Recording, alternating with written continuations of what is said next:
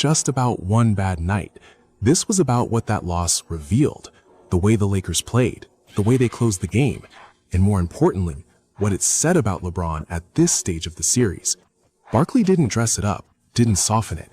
He basically warned everyone watching that something is shifting. And if the Lakers don't fix it immediately, this could turn into something way bigger than just a tough loss. Now, let's set the scene properly, because context matters. The Lakers came into Game 5 at home in a position where most people expected them to take control of the series. Instead, they got outplayed by the Houston Rockets. Not just edged out, outplayed. And yeah, there was a moment where it looked like Houston might collapse late, when the lead shrunk down and the Lakers cut it close. But even then, it never really felt like LA was in control. It felt like Houston was dictating everything, and the Lakers were just reacting. Listen, LeBron, number one, I think he's earned the right for a farewell tour, but it's clear this is his last year with the Lakers. They're going to move on, and I think that's the right thing to do. At some point, you got to turn the team over to Luka and Austin. This is where it gets dangerous, because when you lose like that at home in a playoff environment, it doesn't just count as one loss. It changes the entire tone of the series. And that's exactly what Barkley picked up on immediately. He didn't waste time sugarcoating it. He went straight to the core issue.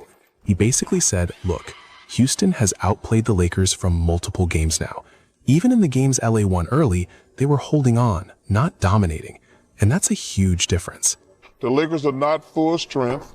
LeBron is wearing down. Let me tell you that. LeBron's wearing down. You know, I saw all these idiots and fools on television.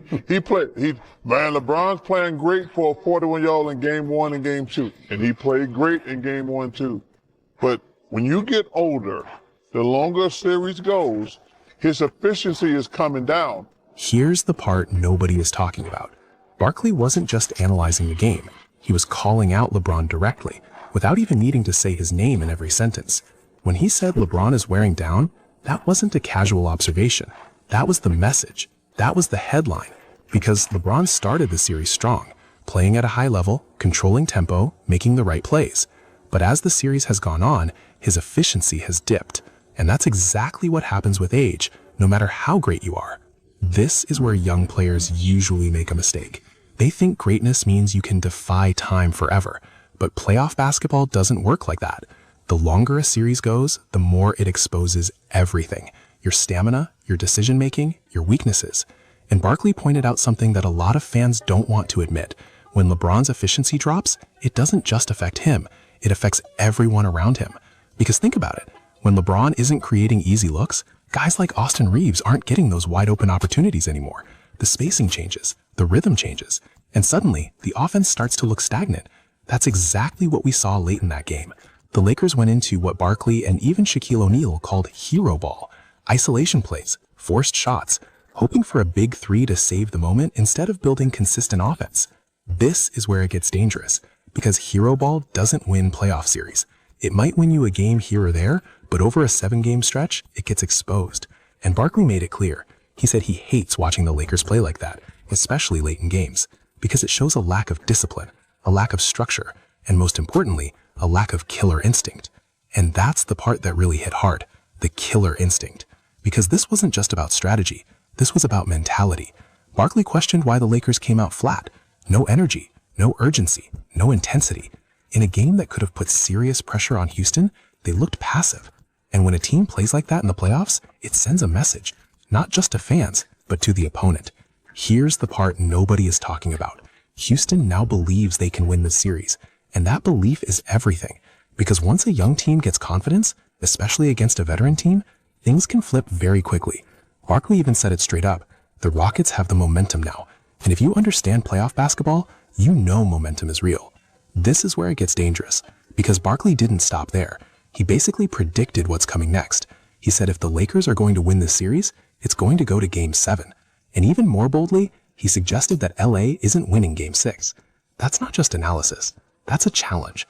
That's putting pressure directly on LeBron and the Lakers to respond. When it gets to a point, they're like, we have LeBron and we have older players and we have Luka who plays super minutes. We're not going for this game. We're allowing this game to get out of hand. And so where OKC, they be bringing in younger guys. And then you look at what Houston can do with this advantage. They're going to attack LeBron even more, force him to work, force him to expend energy on both ends. And if he's already showing signs of wearing down, that's a serious problem. Then you add in the situation with Austin Reeves, who's just coming back and hasn't been fully in rhythm. Houston is going to target him defensively, test his conditioning, test his confidence. This is where young players usually make a mistake. They underestimate how ruthless playoff adjustments can be. Houston isn't going to play nice. They're going to go straight at the weak points. That's what Barkley was hinting at. That's what great teams do. Now, to be fair, there is still a path for the Lakers. Reeves could bounce back. He could have that I'm back moment, where he finds his rhythm, starts scoring aggressively, and takes pressure off LeBron. That's the hope. That's what Lakers fans are holding on to. But hope isn't a strategy, and Barkley made that clear. Here's the part nobody is talking about. This entire situation is now bigger than just winning a series.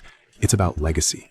Because if the Lakers lose this series after being in control early, it changes the conversation around LeBron, and not in a good way.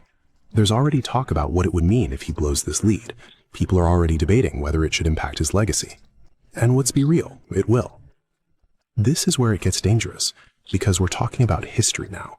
If the Lakers collapse, this becomes one of those moments that gets replayed over and over again, not just in highlights, but in debates, in comparisons, in every GOAT conversation moving forward. And it's not just about LeBron either. It affects the entire team. It affects coaching decisions. It affects how this roster is viewed going forward, because blowing a lead like this isn't just a loss, it's a statement. Here's the part nobody is talking about. Game 6 is now a must-win, not just strategically, but psychologically, because if the Lakers lose that game, they're walking into Game 7 with doubt, and doubt is the most dangerous thing in sports, because once you start second-guessing, everything slows down. Your shots, your decisions, your confidence. Look at their numbers are coming down too.